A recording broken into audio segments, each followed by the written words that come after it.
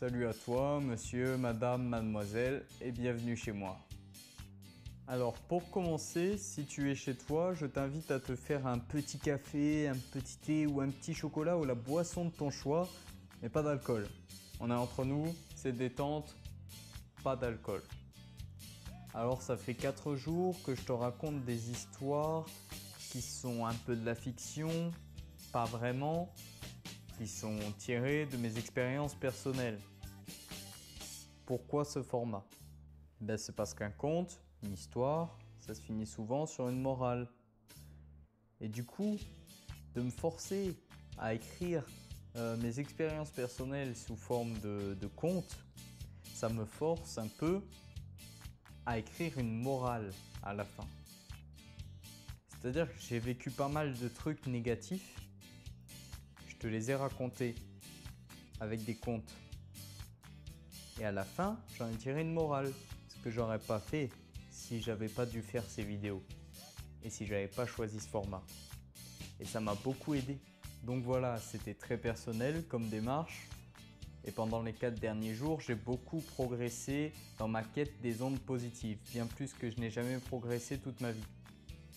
Alors si toi, ces petites morales, elles ont pu t'aider aussi, j'ai même pas les mots pour exprimer à quel point je suis fier de ça.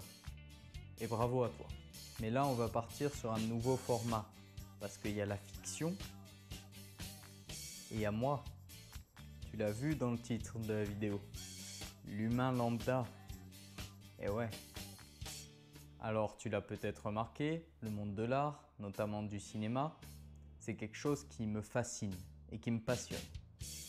Donc aujourd'hui, je te propose de t'asseoir tranquille avec moi, prendre ton petit café et de parler de mon réal préféré. Tu t'es mis bien? C'est bon? C'est parti! Alors Tarantino, tu connais sûrement, et si tu connais pas, je vais te conseiller quelques films pour attaquer avec Tarantino, tu vois. C'est mes films préférés. Donc tu commences avec Pulp Fiction, ensuite tu fais Reservoir Dogs, puis si t'es chaud, t'embrayes sur Kill Bill. Mais tu fais les deux. Alors je trouve le cinéma de Quentin Tarantino intéressant sur des plans déjà visuels et techniques, mais aussi sur les histoires qu'il raconte.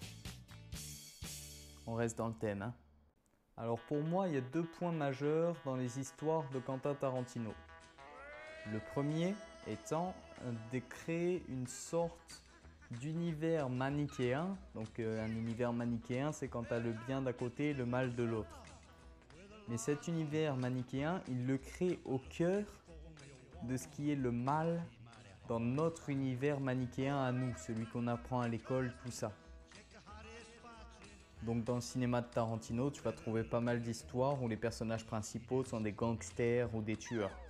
Le deuxième point, c'est que Tarantino, il va un peu toujours te raconter la même chose. Il y a beaucoup de gens qui lui font ce reproche. Mais personnellement, ça ne me dérange pas parce qu'il y a toujours cette petite étincelle d'originalité dans chaque nouveau film qui fait qu'il pourrait me raconter 1000 fois la même histoire, ça ne me dérangerait pas. Alors pour rendre à César ce qui est à César, j'ai pris conscience de ce fait en regardant les vidéos de Karim Debache, qui est un cinéphile qui fait des critiques plutôt pas mal. Même très bonnes, elles sont très bonnes. Alors on va se concentrer sur le premier point que je t'ai dit, l'univers manichéen, tout ça, et je vais te donner un peu mon avis et mon ressenti là-dessus. Alors au premier abord, on pourrait croire que Tarantino, il a tendance à toujours faire du « les gentils contre les méchants » dans toutes ses histoires. En fait, c'est vrai, mais uniquement dans ce qu'on te montre et dans le cheminement des personnages principaux du film. Mais si tu replaces tout ça dans les notions de bien et de mal qu'on a nous, qu'on a au quotidien, qu'on apprend à l'école, comme je te disais, eh bien ça prend un tout autre sens. Tu te rends compte que les personnages que tu as suivis et que tu as intégrés dans ta tête comme étant les gentils de l'histoire sont en fait au moins aussi pourris que les antagonistes. Et même quand leurs intentions sont bonnes en fait.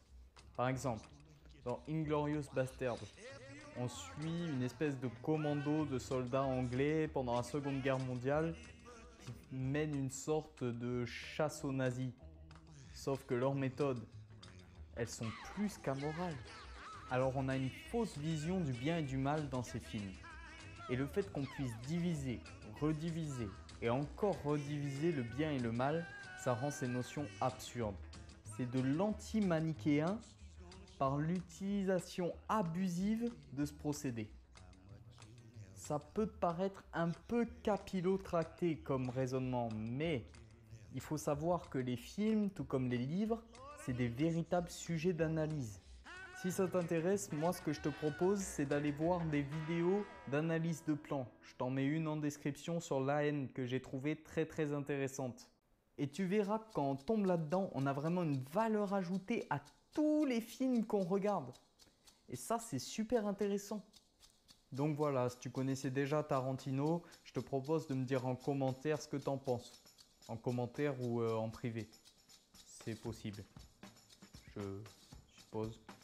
Et si tu connaissais pas, j'espère que j'ai réussi à te donner l'envie d'aller voir par toi-même.